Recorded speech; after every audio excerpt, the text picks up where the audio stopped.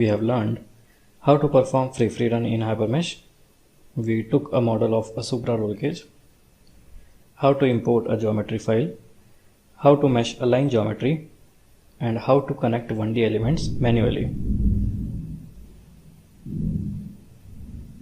In session 13, we will learn theory of 2D meshing, when to use 2D elements, why is 2D meshing carried out on mid surfaces, 2D element shapes, how not to mesh, and elements quality.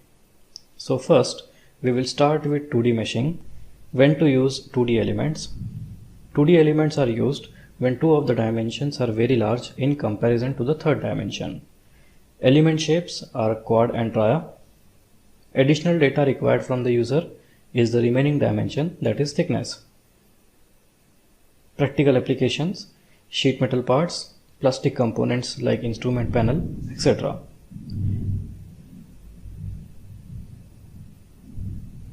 Now, why is 2D meshing carried out on the mid surface? Quite often, the geometry of thin-walled 3D structures is simplified to a geometric model with lower dimensionality. For example, you convert from 3D to 2D. This is typically called as a mid-surface model. The mid-surface model is then meshed with 2D elements.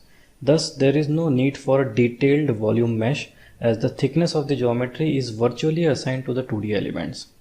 Mathematically, the element thickness, that is the thickness defined by the user, is assigned half in positive z direction, that is on the top side of the element, and half in the negative z direction, which is on the bottom of the element. For example, if this is the thickness and this is the side view of the component, thickness is assumed as 10 mm, then you have the top surface and you have the bottom surface. Now this is the 3D component on a side view. Now let's see what happens if you mesh in a different scenario. First, if you select the top surface during the meshing, elements will get created something like this.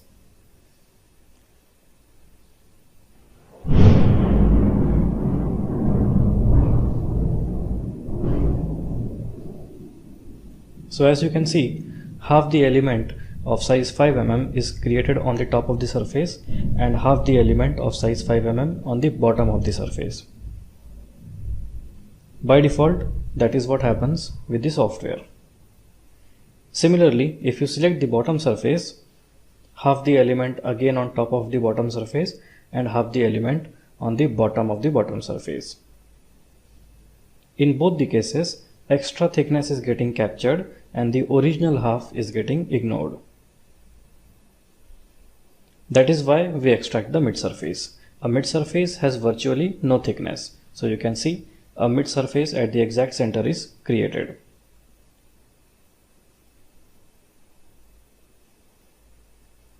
Now if you mesh the mid surface, this is how the final mesh will look like.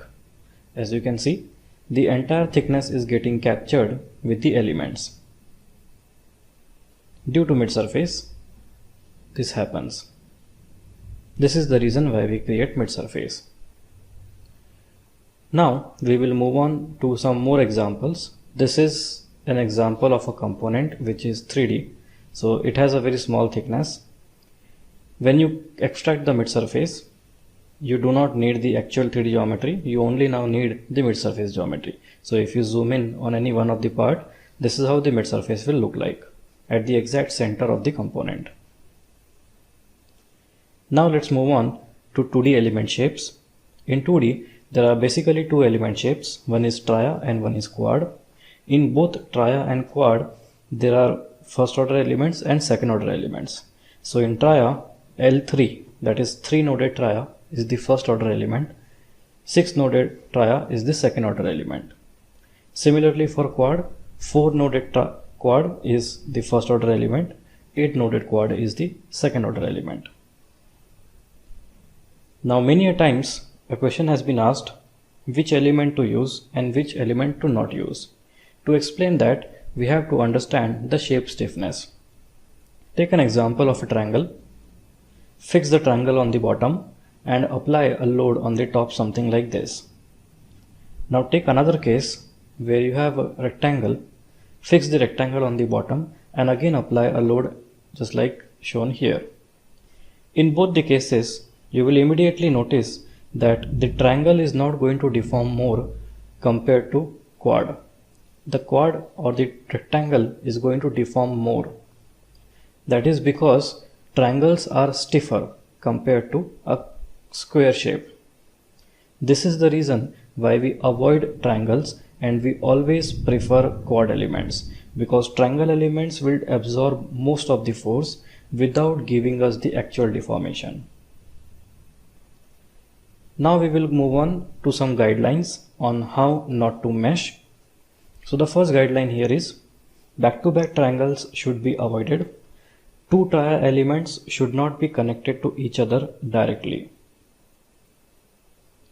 Next guideline is on plane surfaces, triangle element should be avoided. You should always create quad elements as much as possible on plane surfaces. Now in most of the guidelines you will see triangles to be avoided.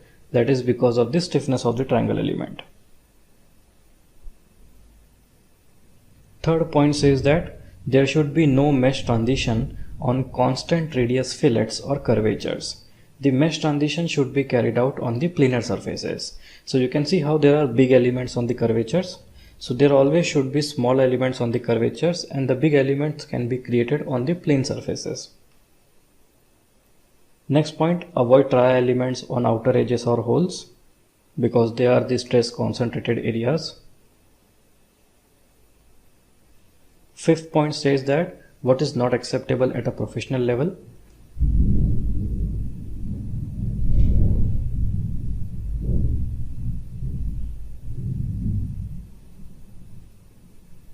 So you can see two mesh in front of you.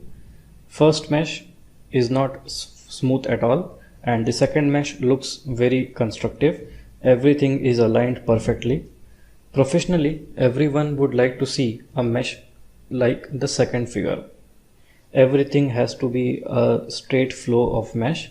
All the critical areas are captured using smaller elements. This is what is acceptable at a professional level, and the first figure mesh where the curvatures are not modeled properly, smaller elements are not used, the element flow is not created.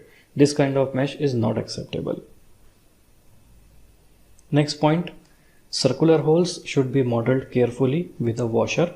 The size of the washer should be about 1.5 to 2 times the diameter of the hole and a minimum of 2 layers around the hole. So here you can see an example of a washer. Around a hole there is a washer created. The diameter of the washer is more than 2 times and there are 3 layers of elements present. 7th point states that holes should be modeled with even number of equally spaced elements. This is for a better representation of the hole geometry and smooth mesh flow lines. Holes should be modeled with even number of elements like 6, 8, 12, 16, etc. instead of 5, 7, 9, 13, etc. Next point means nodes should lie properly on the surface with no deviation and no kinks. Switch off the element mesh lines and observe the contour.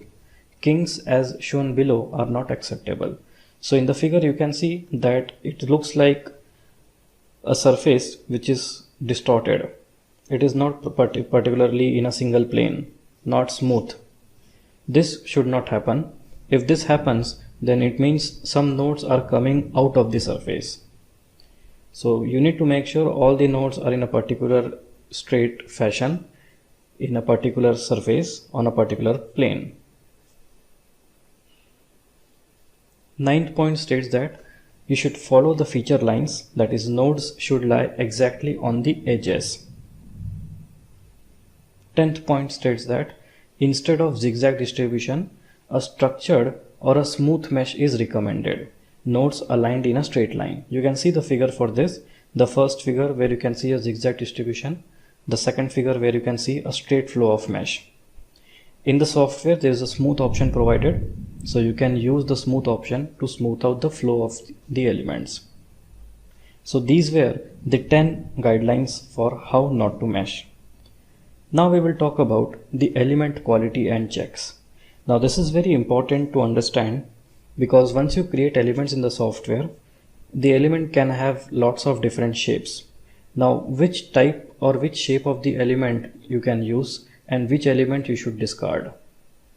That is the meaning of element quality and checks. So here there are three columns you can see. First is the best column, then is the OK column, and then there is a very poor column. So you can see the element is very distorted in the last column. So these kind of elements should be avoided at all cost. Now how to figure out which elements are okay, which elements are poor, and which elements are best? For that there are some parameters. So we will start from the first parameter, which is called as the warp angle. So warp angle is the out of plane angle. It simply tells you whether all the nodes are present on the same plane or not. So what software does to calculate this is, it is an angle between the normals to two planes formed by splitting a quad element along the diagonals. The maximum angle of the two possible angles is reported. So for an actual perfect quad element, this angle between the two normals should be 0 because they are going to be parallel. That is why the ideal angle or the ideal value of warp angle is 0 degree and the acceptable value is less than 10 degree. Warp angle is not applicable for triangular elements. Next, you have the aspect ratio, which is nothing but maximum element edge length divided by minimum element edge length. For a perfect element, the value should be 1, that is the ideal value is 1. Acceptable value is less than 5. Next, you have the skew angle.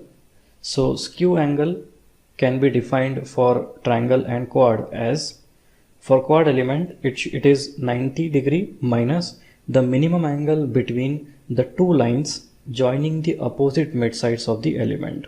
So in short, it is 90 minus alpha. For a perfect triangle element, alpha is going to be 90. So 90 minus 90 is 0.